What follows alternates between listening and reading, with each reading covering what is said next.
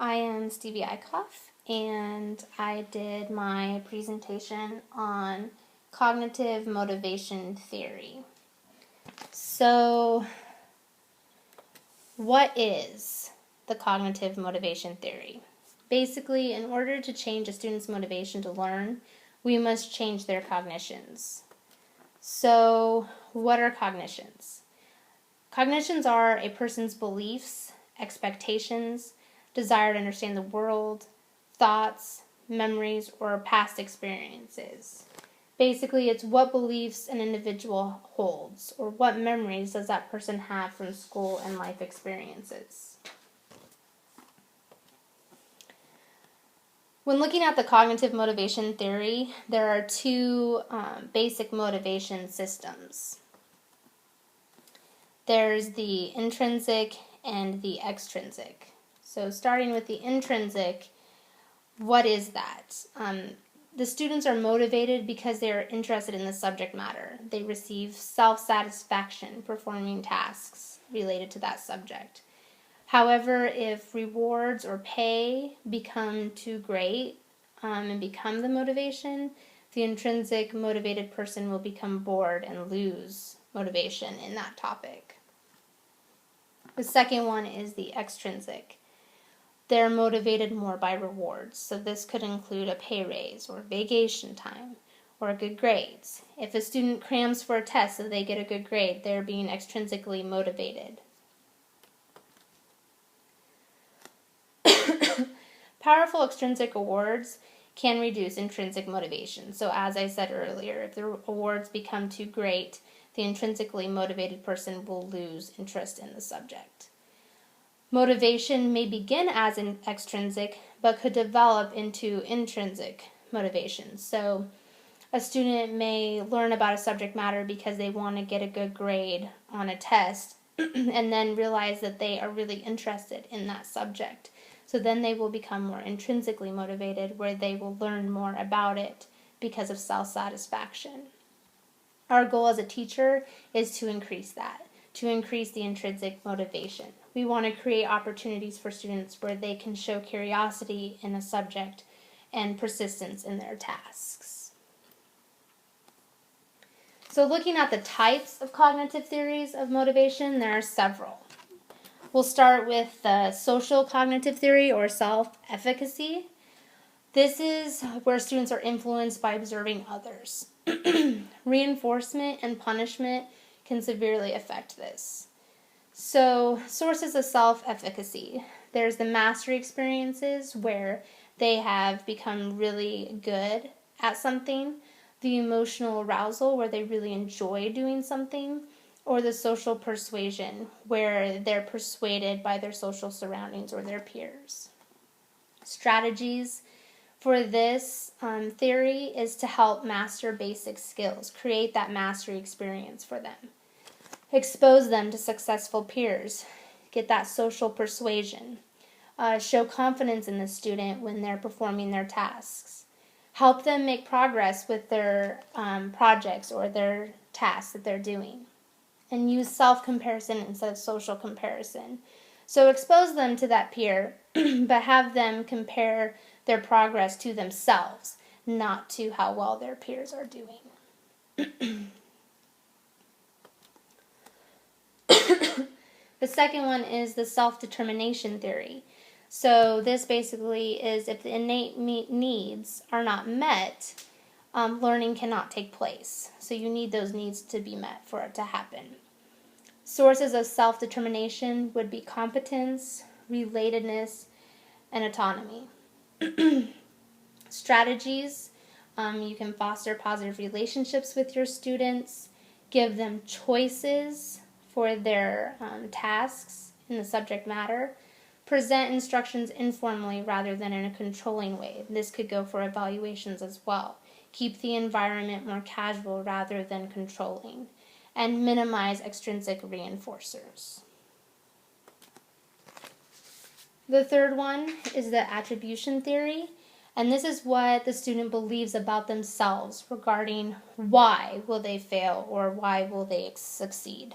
And there are three dimensions to this. There's the locus, the stability, and the control and responsibility. So the locus is, do students credit their performance to internal or external causes?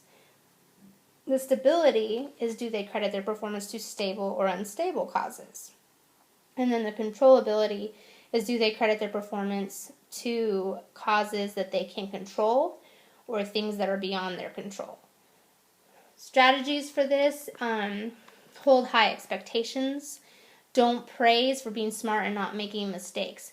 By doing that, the student may take that as their ability level is so low that you have to praise them for being smart and not making mistakes. They can take a negative reaction to that. React to evaluations with a neutral response. So do not be sympathetic or take the approach where you need to work harder. If you are sympathetic to them, then they can believe their performance was due to uncontrollable causes. But if you tell them to work harder, then they may lose motivation because they already think that they're trying as hard as they can. So your best reaction is to remain neutral. The fourth is the expectancy value theory. This is expectancies and values that affect motivation. So you have the intrinsic value, the attainment value, the utility value, and the cost. The intrinsic would be satisfying their interest, their curiosity, or enjoyment for that subject. The attainment would be them being good at a task. And utility would be preparing them for the future. So a student may take a calculus class to prepare them for college. That would be a utility value for that class.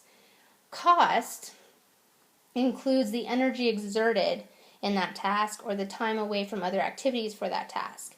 And this also includes psychological risks such as anxiety or fear of failure or social consequences being made fun of. Strategies for this is try to create positive experiences of completing tasks. The more positive the experiences that they have, the more likelihood they will to do them again.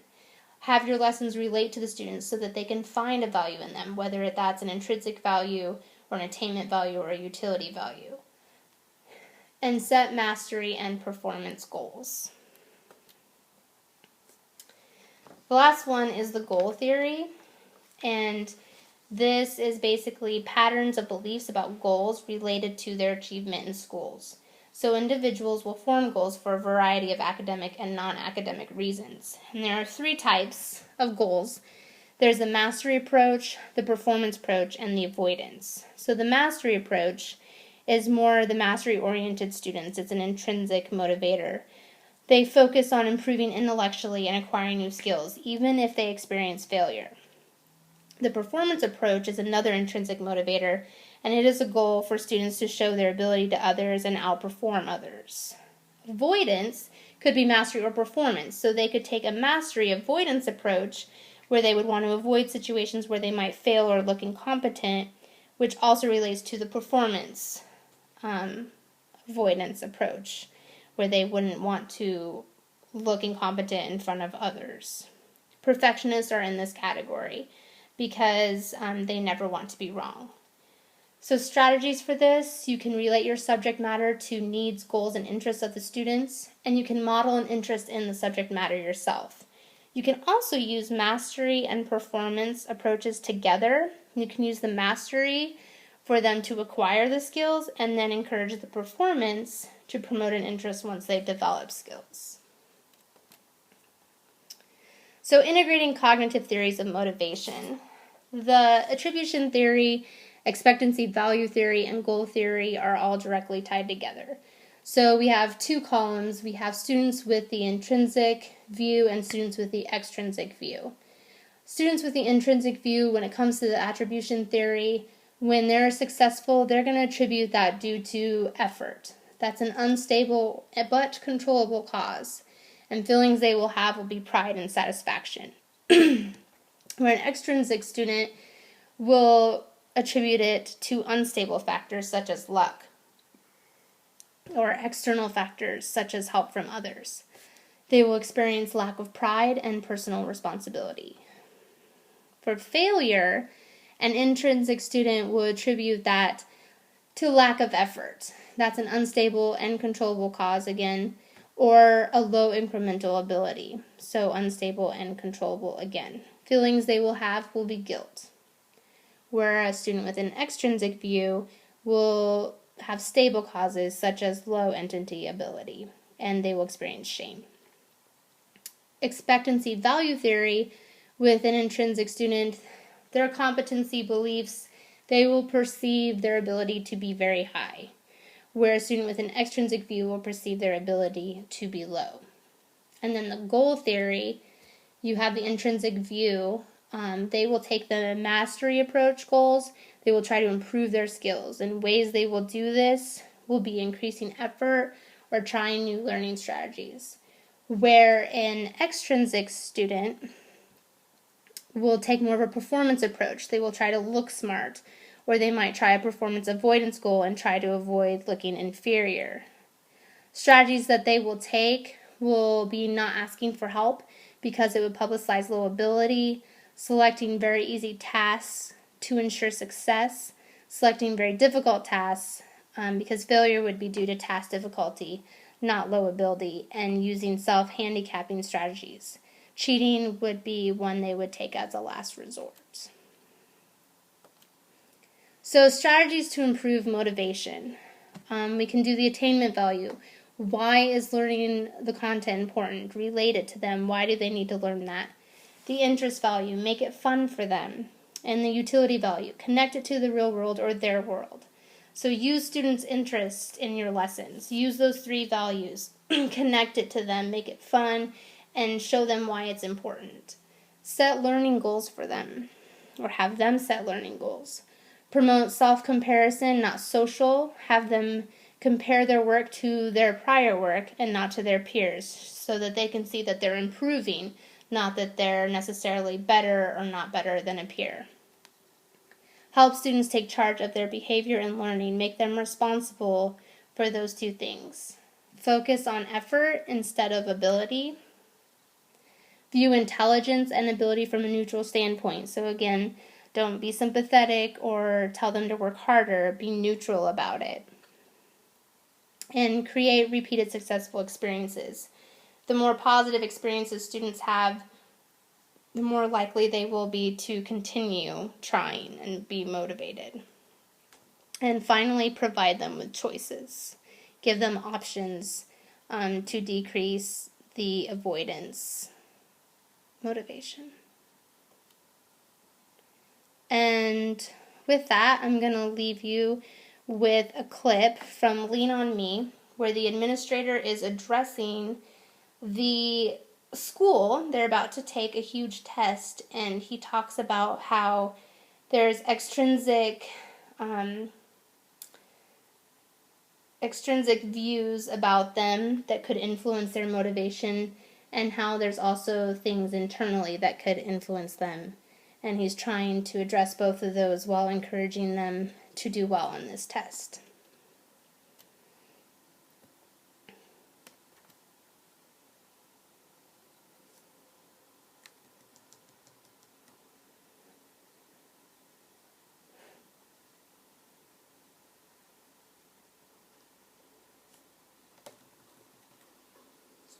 What's this? Transfer your passport.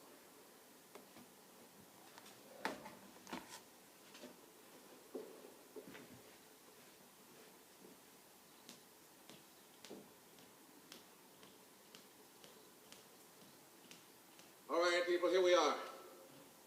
This is the day. In 1 hour, you are going to take an exam administered by the state to test your basic skills and the quality of education at Eastside High. And I want to tell you what the people out there are saying about you and what they think about your chances. They say you are inferior.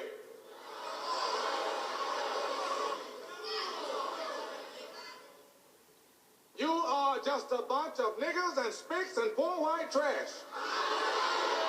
Education is wasted on you. You cannot learn. You're lost. I mean, all of it.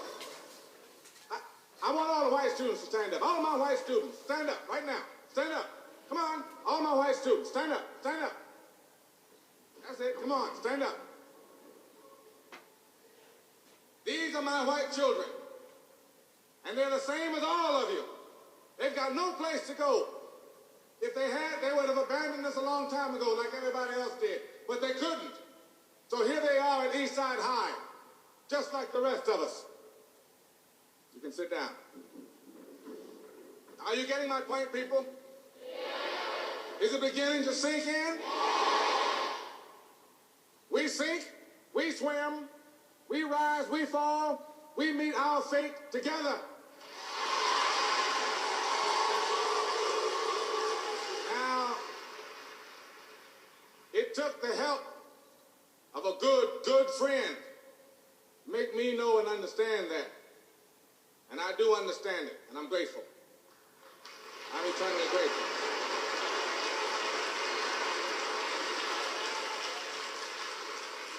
And now I've got a message for those people out there who've abandoned you and written you off. Can you hear me? Yeah. Can you hear me? Yeah. Good. You are not inferior.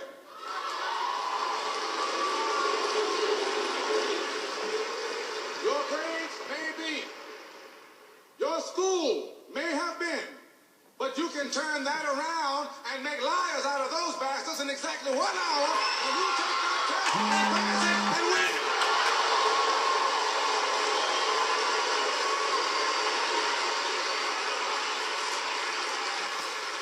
So here's what I want you to do.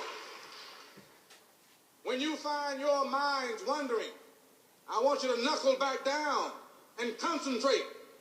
Concentrate. Remember what's at stake. And show them what Eastside High is all about. A spirit that will not die.